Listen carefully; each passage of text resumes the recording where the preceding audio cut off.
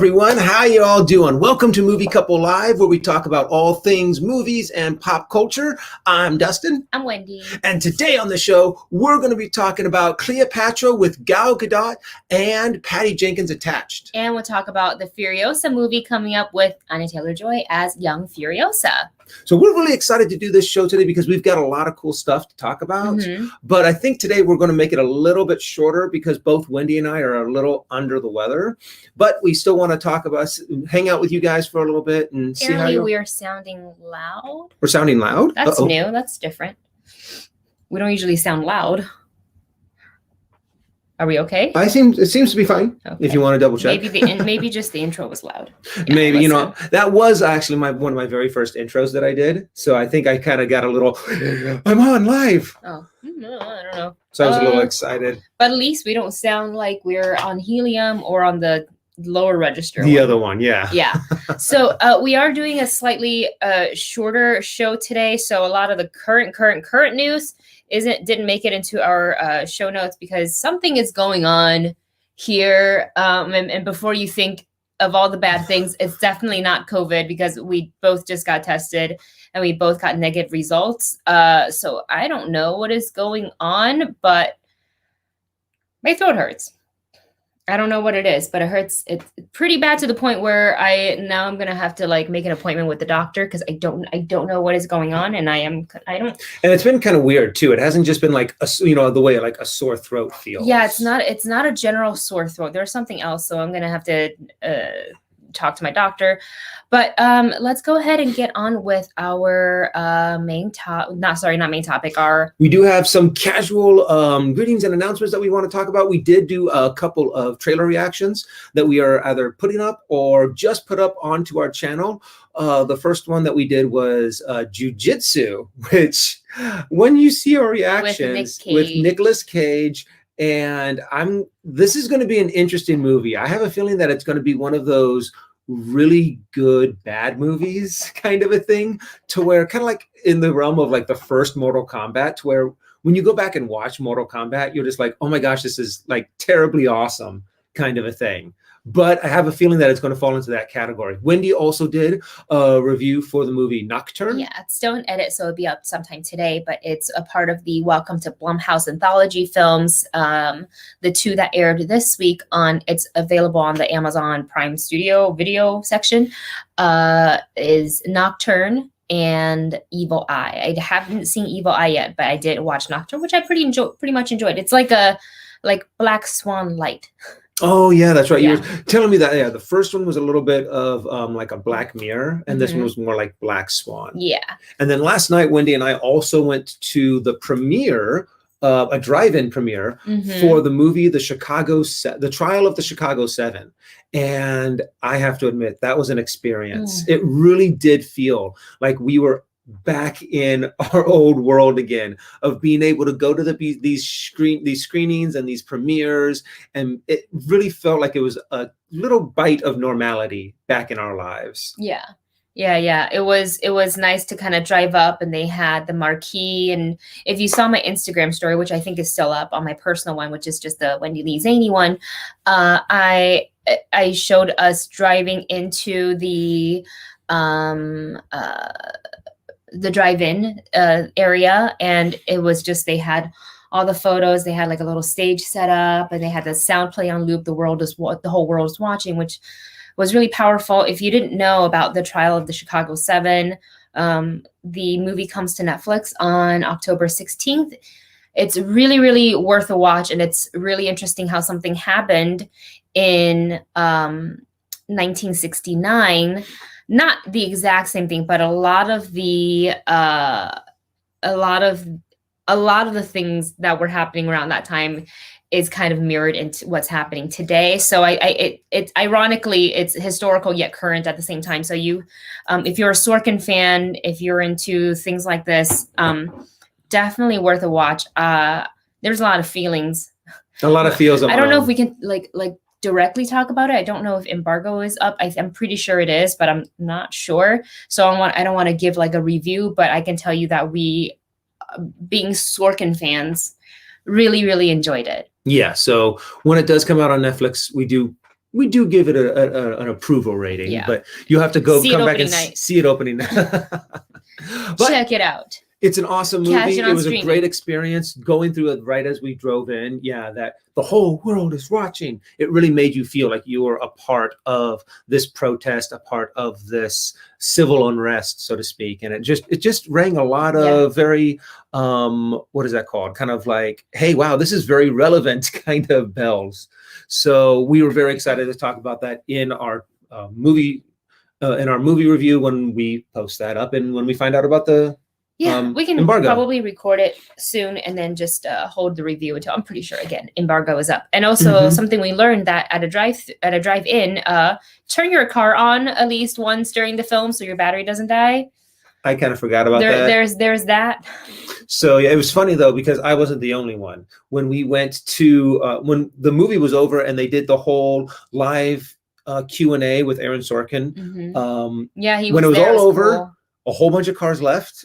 And probably about a third. Well, maybe not a third, maybe a little less than a third or a sixth or something like that. But a rather, sizable chunk of the cars were all of their batteries had died. And we were just sitting there going, well, at least we're not the only ones. Yeah. But there were a lot of people and they were going, apparently this is a common thing is that people, so all of the, all of what is it called? Like all of the attendants would come and be like, they had like these little portable car jumper batteries that they just hook up and like, okay, try it. Okay, you're good to go. Yeah. And slowly throughout the night, people just like got their cars jumped and then left the drive-in. So I found it, I thought it was an interesting experience to go through. It was a lot of fun. And then like Netflix came in clutch with the concessions. We got deep dish pizza. That was really good. We got a ton of concession. There was like popcorn and red vines and peanut M&Ms and everyone was wearing gloves and masks. And we got a window wash too. And we got our window washed and they handed everything in a very clean and kind of they had face shields on. We had our masks on when they came through the window. They did a really good job on like making everyone feel comfortable. Well done, Netflix. Kudos to you, Netflix. Yes, great movie and great experience. We have a super chat for Chris's Choice. Chris's Choice. Thank you, Chris. So the one video game I would love to see adapted into a movie was Legend of Zelda. I'm right with you, Chris. Yes. Would you cast, who would you cast Link, Zelda, and most important, Ganon? That is something I would want to sit down and actually probably almost devote an entire video to.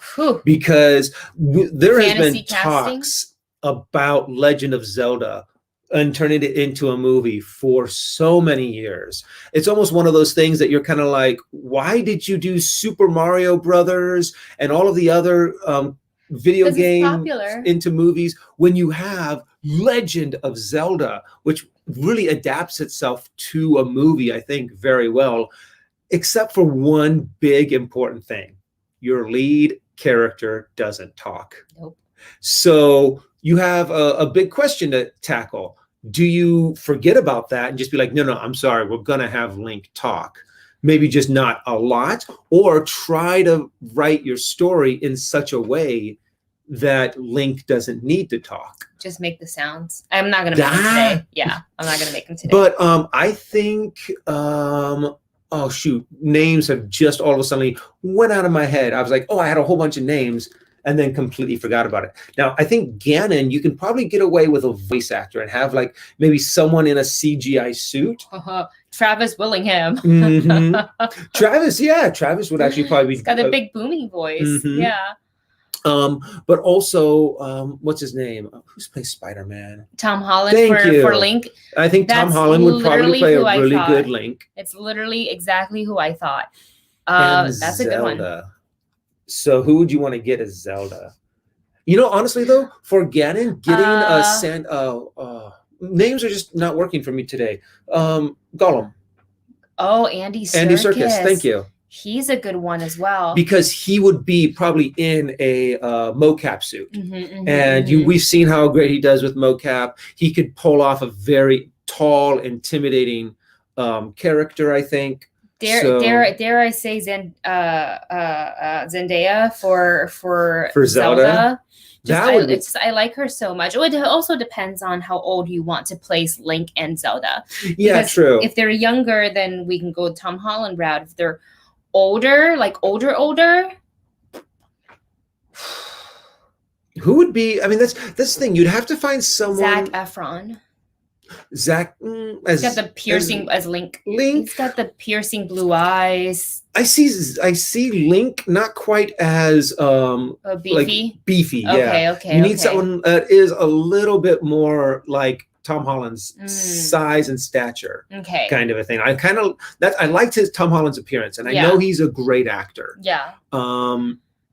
But yeah, and putting someone like Zac Efron, and then I was thinking, well, what other kind of like blonde haired, blue eyes, light skin would kind of actor would work? And then I was sort of like Chris Evans. I'm like, no, too beefy. And then you said Zac Efron, and there was a moment that I was like, oh, but nah. What was that? Who's that guy in Stranger Things and Power Ranger? Dacre Montgomery. He might actually be. Ooh, Dacre is a pretty good choice. Link. Yeah. Because he kind of hits. Catherine Langford for Princess Zelda. Ooh, she'd be great. Yeah, mm-hmm. Yeah. Gemma Arterton would make a good Zelda as well. I like her a lot. Gemma Arterton. Oh, yeah. I'm sorry, it took me. Probably I may have said her name wrong, but that's a really good question, Chris. Legend of Zelda is one of those properties that we're like, why haven't we gotten this yet? Honestly, probably because the lead character doesn't want to talk, and like you don't want to. You as a fan of the game, you have to make that difficult choice. I think. Do you want to make the lead character talk or not? Do you want to break what we've known him for characteristically? I think you could make a what is that called? What is that? You can make exceptions and make it so he just doesn't talk much. But I think it would be very hard unless you had someone brilliant with the writing. Yeah. To be able to have a mute lead character, unless you have Zelda as your lead character, and you're telling the story through. It is the Legend of Zelda. Very true, and it's really from her point of view, and she's kind of narrating it, and she's the one who kind of talks for Link in a sense throughout the movie, and it's really not Link that's talking. So I think it's going to take a lot of brainstorming, and I think they also have a problem with the rights. Like the creator and the guy who actually owns the rights for Legend of Zelda is like, no, I'm sorry, you're just not getting these rights to write to make this movie and just completely botch it. Yeah, and a couple of other suggestions too from the chat. And thank you guys for watching live. By the way, if you're here, hit that thumbs up button on this video. It helps us out a lot here on YouTube. KJ Appa, I think that's how you say his name for Zelda. Interesting. Dylan O'Brien is a good choice. He's not that movie coming up, the monster one. He would be able to make. I think he would make. With Colleen Wong, Jessica let's see who else. Michael Fassbender. I think Michael Fassbender is a little too old. Too old for. I think you need someone that looks a little bit. Unless he's old Link telling the story. True. He could be the narrator. True. You can have old Link as a narrator, and then you just, Yeah. Yeah, that could work too. Okay, so should we? Elizabeth Olsen for Zelda? Yeah. You want to go the more grown up route. Well, I also think you can make her look a little bit younger too, and she does kind of have, I think, that fairy tale princess kind of a look to her. That she can pull off. So she can pull off anything. Honestly. I love her a lot. Oh, and who was that girl that was in New Mutants as Magic? Yeah, Anya Taylor Joy. Did you say Anya? I haven't. Oh, but yeah, I thought you did, and I was like, I just completely missed it. No, she'd be a good one as well. Yeah, I like that.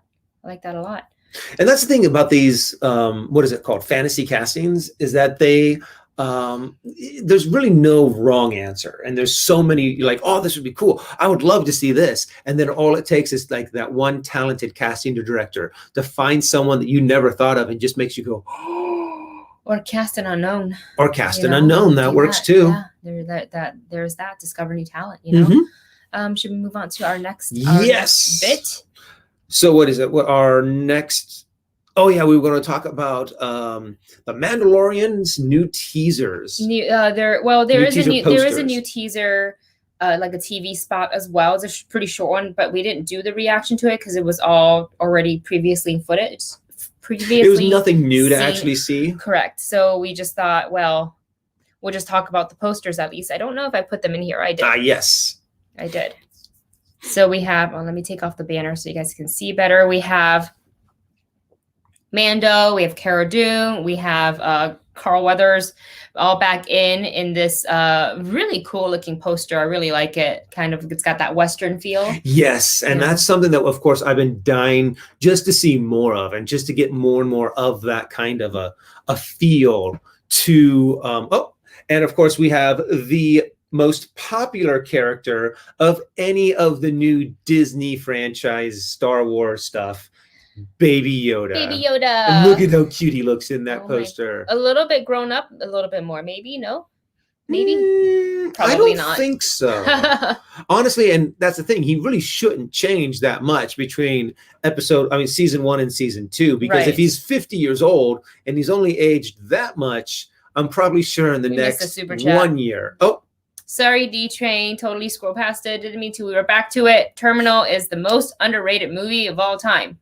I have to go back and watch that one. I don't think did I see it? That's with Tom Hanks, right? Where he's what happens is he flies to America. Yes, it's on America Apple TV, goes to war with his country, and now he's not allowed to leave the airport or go to any. He's like just stuck in the airport, and he's like, "Well, I have nothing to do with this. I'm just a random citizen from my country, from this country." I have to watch that then.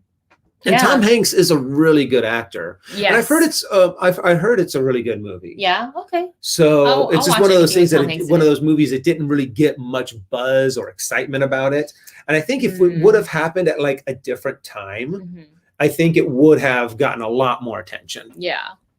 So yeah, definitely. Sorry, I just wanted to get to this before we moved all the way past it, that I couldn't get the comment back. So thank you so much, D-Train, for your super chat. Thank you so much. We really do appreciate it. Yeah, sometimes it's especially me. I kind of like, okay, what are we doing next? And I'm trying to flip through our list here and make sure we hit all of our points. And then I'm like, oh wait, I completely missed that. But yeah, we're ever as excited for season 2 of The Mandalorian, which is slowly approaching. Can't wait for that first episode. What's going to suck is after the first episode, they'll probably leave us on some kind of a cliffhanger, and then we're going to have to wait a whole week. And a part of me is so bummed about that, is because we get spoiled so much sometimes about not having, we have to do it for Lovecraft. We have to do it for like one or two other shows that we watch. But for the most part, we just get like, okay, binge. Yeah. And we get a cliffhanger, and then we're like, okay, well, we'll just watch the first 10 minutes of the next episode, and then we'll come back to it, kind of a thing. Yeah. But yeah, having to actually wait that whole week is going to be a little torturous. We'll just rewatch the episode over and over again. Let's talk a little bit about the Batman set photos. I don't think any of these are not what's the word? Official photos. I think these are just, the photogs snap photos, since they can see the set, and you can have people usually kind of gather across the street. Citizens, and so I didn't want to post any sort of unauthorized, unofficial photos. But if you did see them on the internet and on Twitter and things like that, we got to see Robert Pattinson as Bruce Wayne. We got to see Selena Kyle. She looked fantastic, and of course Colin Farrell. Now I have to admit, because there's one picture where it shows Colin Farrell coming down as the Penguin, and Robert Pattinson walking next to him down some stairs. And at first you're just like, oh yeah, it's Robert Pattinson and some guy. And then you're like, oh wait, no, that's the Penguin. That means that's Colin Farrell. Yeah. So it is, he is so unrecognizable as the Penguin. I am just so excited to see him actually transform into this character, because he is one of those actors that really you can kind of lose yourself and not be like, oh yeah, that's Colin Farrell. Yeah. You are watching the Penguin. You are watching his other roles. He's one of those level of actors that I think is able to do that pretty well. I'm so excited to see his portrayal as the Penguin. I'm so excited to see this cast together, and I just can't wait for this movie. I know we have to wait a bit, but I think the wait's going to be worth it. I think Yes. I want to let them be creative and take all the time that they need to take to give us a good film, because they rush it just so it can hit a certain date, which I get is equally important because, marketing, and stuff like that. So you can pay people and things like that, make money, and all that's important. But I just want a really good, solid Batman film. And that's what it seems like. It's so much like it's going to be such a good movie. Yes. And also it's one of those things that it's like, because I don't know if these pictures, I'm assuming these pictures were taken before the shutdown of their second time starting to do, when Robert Pattinson tested positive for COVID-19. So these had to be before that. Right. So I was just excited to see them. Well, I think they've resumed. Oh, really? I don't know for sure, but I thought so. I could be wrong. Well, I guess it's one of those things that I was pretty sure that they're still shut down. Right. Because it's been more, I think even though it's been a little bit more than 2 weeks, even though Robert Pattinson tested positive, you would want to make sure that he gets through all of his symptoms and the fact that he's no longer contagious, and be like, hey, you know what? 1 more week of everyone off is probably just to be safe, because we don't want to have to go back through this. Right. In another week or so. Better safe than sorry. Yeah. It's hard to juggle, I think that's like really, really hard to juggle. But any other thoughts on the Batman set photos? I'm just really, the chat seems to be super excited as well. Oh yeah, I'm also super. It's just the fact that any news about this production. Yeah. I'm sorry, my heartburn's really acting up. But what is it called? Any news about this, any kind of pictures, any kind of video, anything that they're able to be like, hey, look what we're doing. I'm just like, I just eat it up. I'm just like, gimme. Yes. I can't wait. I'm trying not to look at too many. It was hard. The set photos were hard to avoid because I would scroll on my Twitter feed and you would see it. So there's not a lot of scrolling past that without actually seeing it. So I did see most of them, if not all of them, but I like what I saw. It doesn't really give away any plot for me because I really didn't look too deeply into it. So, but they looked good. Before we move on to our main topic, I do want to let you guys know, because you guys know I'm a huge Blackpink fan. I consider myself to be a Blink. Dustin and I did stay up late last night, past midnight here, just so I could watch Blackpink Light Up the Sky, the documentary. It was a really cute documentary. Good. Props to Caroline Suh for creating such an awesome documentary to kind of showcase the girls as individuals and as a group. I really like seeing that, and seeing the footage of Jisoo always makes me really happy, because I feel like sometimes she kind of, I don't want to say she fades into the background, but I think sometimes, especially in like American interviews, because she's not super fluent in English, she becomes really quiet, and she really lets the English speakers of the group take the lead on the interviews, which makes sense. But Jisoo is so funny. She's such a funny person. Her humor is really, really interesting. So I always like to see more from her. And I think out of the 4, she's the most mysterious one to me. Yeah, where all the other girls have their very kind of distinct personalities. Yeah. Rosé kind of has which I mix up I mix up all Rosé names. is from Australia. But the one that doesn't speak very clear English, I can understand, because when you're not comfortable in a language that you're trying to speak, you're always going to second guess yourself. I mean, when I went to Taiwan, there was that moment I just felt kind of awkward, because I wanted to be a part of the conversation, but yet I wasn't very confident in how to say it, or just that language barrier. Yeah. So I understand completely why she would be shy about that. Oh yeah, absolutely. Absolutely. And they let her in the documentary kind of communicate what she wanted to say in whatever language she wanted. So it really did seem like it helped her open up a lot more. And that is something to note. It's not, I don't think Jisoo is shy. I just think she knows when to let the members whichever members would benefit leading the interview, she lets them do. And that's what I think makes Blackpink work so well as a group. And in this one specifically, the filmmakers wanted to let the girls or anybody that they interviewed in the documentary to speak in whatever language they feel most comfortable in. So there was a lot of languages we heard actually in this one, from English, because Rose and Jenny both speak fluently. Lisa with English and a mixture of Thai and Korean. Heard a lot of Korean, obviously. So like I really appreciate that. It's just, just because it's on Netflix doesn't mean it should be restricted to just one language, because that's what captions are for. Yeah, very true. And that's the thing. Yeah, when it comes down to like doing like a live interview, or you're actually talking, I mean, it's there in the moment. It's hard to be able to like pick your language, because you have to pick whatever language that interviewer is speaking. But when you're doing a something for like Netflix, or you're doing a documentary,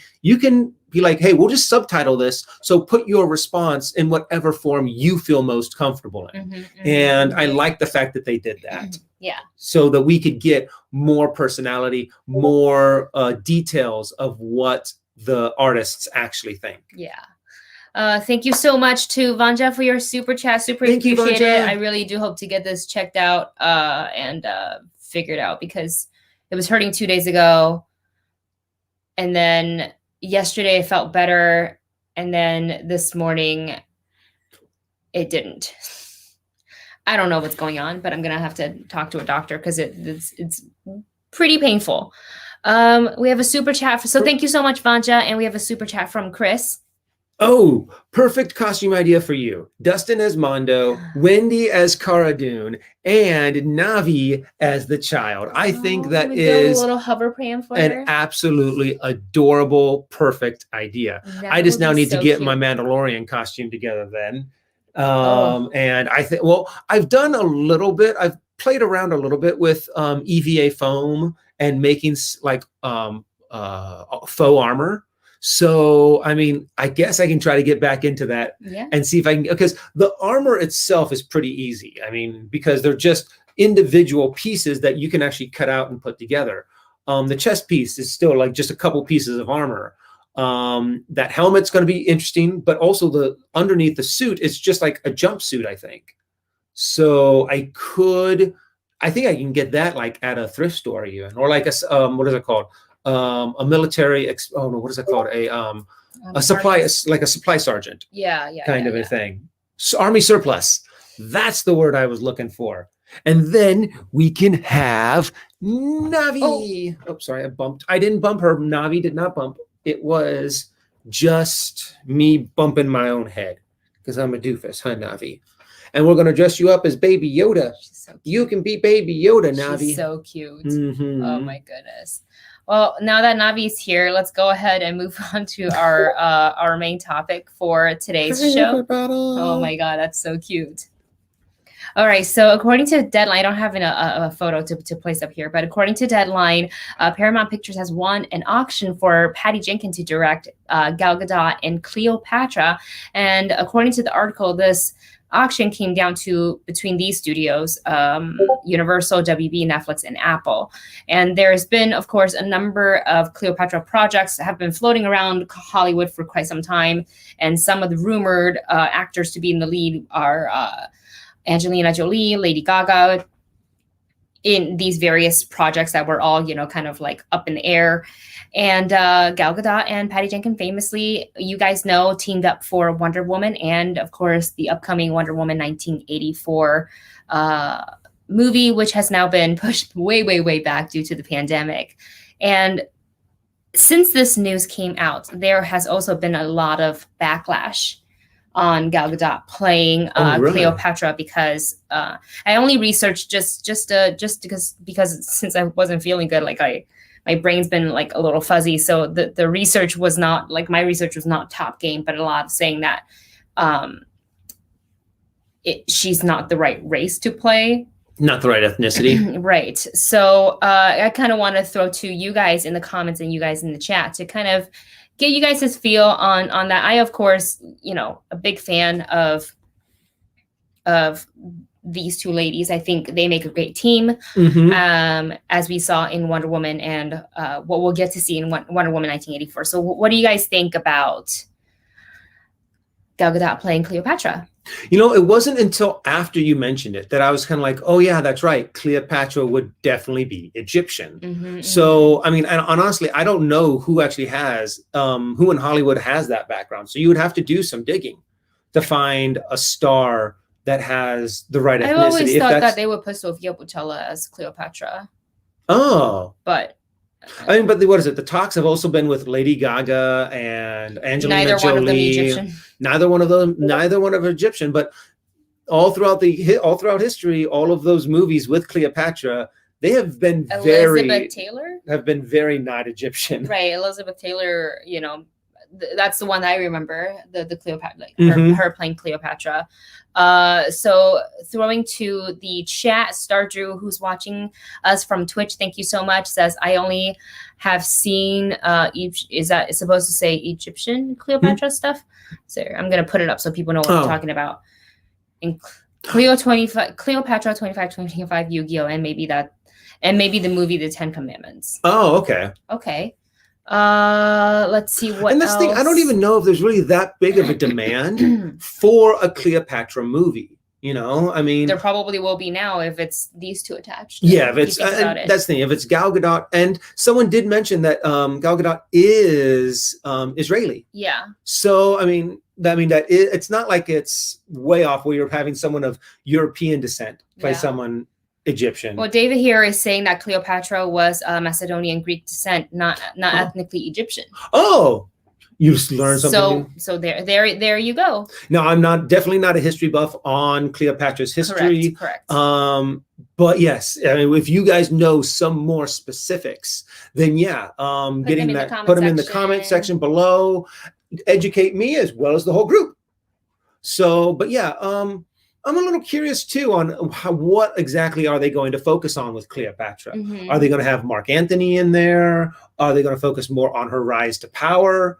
Probably that. Which would still be a very interesting story to tell. Yeah. However, I just don't think that, I mean, I think for this property, you need some pretty big names attached to it, because the name Cleopatra isn't going to sell tickets as much as I think as it would have. Say, for example, like how Peter Pan or Robin Hood, maybe 20, 30 years ago, those names, you could put a lot of different people in there and the name alone would carry carry that movie. Whereas Cleopatra, now people are kind of like, oh, okay, it's not as famous and like romanticized way anymore as like, say, some of those other properties were.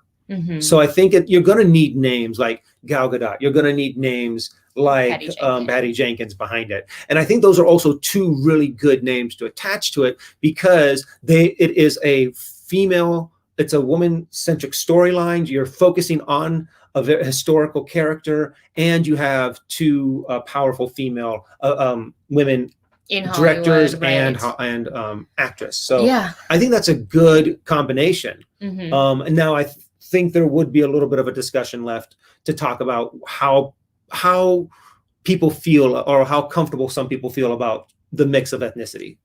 Yeah, I mean, I was honestly I didn't get to read all of the articles. So, but what I do like is that it does start a conversation, and the conversation to not to attack Gal Gadot, but to open the conversation of the origin of Cleopatra.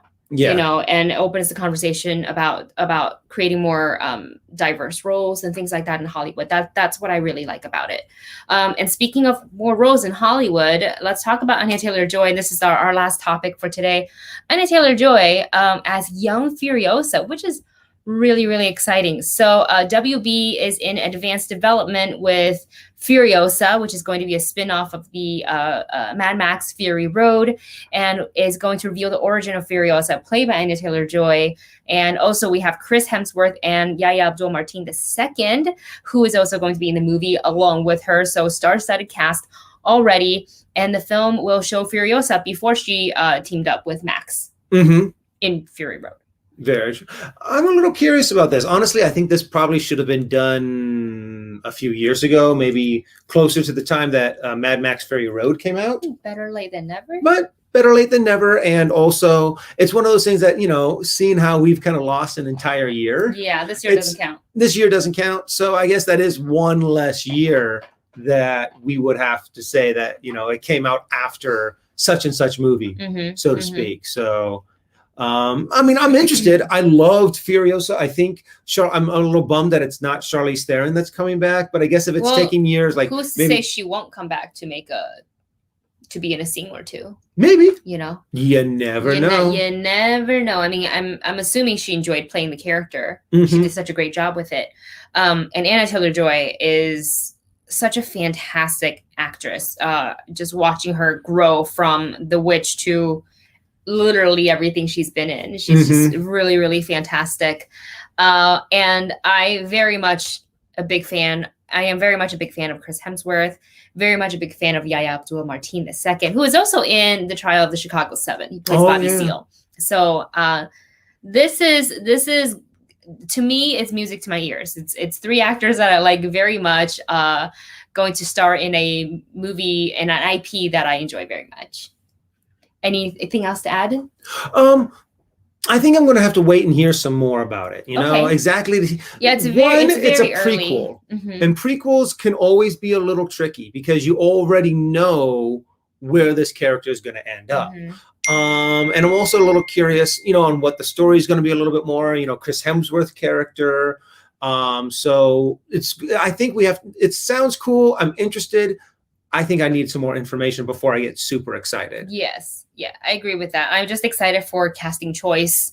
And then I don't mind seeing an origin story for Furiosa, honestly. I don't mind it. And I think with these talents attached, with the same director, I think we're hopefully going. That means we're going to get something good. Just a quick a quick comment from Adam here. I am okay with this choice. I just hope it doesn't fall in the same development hell cycle Mad Max Fury Road has been through. Oh yeah, that did not have a good production. It had good production, but yeah, it hit a lot of hurdles. Yes, yeah, it did. Let's see. Somebody asked about Lovecraft Country. Will you two be doing a video of episode 9 of Lovecraft Country? Yes, and I think this is coming from Fade 1982 Home. We did film our spoiler review. I just have to edit it and put it up, but we liked it very much, and we're sad that there's only one episode left. More episode. I don't know what we're gonna get to see in this one. Can I see Gia?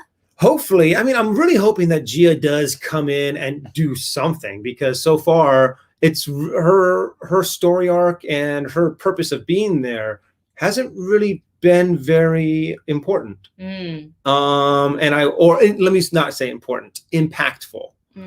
Because having, she's got that clan of badass ladies. So that's pretty awesome. Super excited to find out what happens. Yeah. Stardew, who's watching us from Twitch, says, how did Furiosa get that women clan? Yeah. We'll find out. Well, I feel like they told us a little bit of it in Mad Max Fury Road, but it's also been like years since I've watched it. So it's been a while. Yeah, I can't remember. Oh, and Debbie with a great comment here. Charlize Theron could be the one narrating the story. That would be cool. Would love because that. Then you can only. I mean, because I actually remember her and Tom. Oh shoot. Who played that? Oh, Tom Hardy. Tom Hardy. Names. Tom Hardy had kind of a butting of heads, and she actually did not like much of the shooting. Of the production, because it was in such. Everyone was in a bad mood. I mean, they were in the desert. It was hot. It was dusty. It was just sand. It gets everywhere. And so I can see they could probably bring her back by saying, hey, all you have to do is some voiceover and some, what is that called? When you do it after production, you come ADR. in ADR. That's all you have to do. And she would probably be like, yeah, I'll come in for that. Maybe you have to shoot like one scene in a soundstage. Right. But I don't know if Charlize Theron would want to go back to do a prequel. I don't see why she wouldn't. It just really depends. But this is super exciting. And we will keep our eyes on any further development updates on both of these stories. And we will be back hopefully on Saturday Hopefully this goes away and I am feeling much better by Saturday. Did I say Thursday? Saturday. Sorry, guys. And hopefully we'll I hope be back you're ready. by- I hope you're better by Thursday too. That tomorrow you'll be all nice and I hope fine. so. I feel like I need to go take some pain meds and just take a nap. Hmm. So with that said, you guys, I'm sorry for my low energy today. It's so painful to talk. Like it hurts more now than it did when we first started. Probably because I'm using my voice. So I'm gonna go ahead and just sign us off, which is why the very light topics today, but we will delve into a lot more. And as always, we can continue our conversation on our Discord. So I'm going to go ahead and drop the link here in the chat. And oops, there we go. If you enjoy what you've seen here, if you enjoy the comments by our awesome movie bunch, and you want to continue the discussion, going much further than what we talked about on the show, you're more than welcome to join the Movie Couple Discord, where we talk about the latest in movie news, movies, Pop culture, everything geeky, video games, collectibles, things like that. So we hope to see you there. And thanks for tuning in. And we will see you guys on Saturday, hopefully. Bye. Navi, say bye.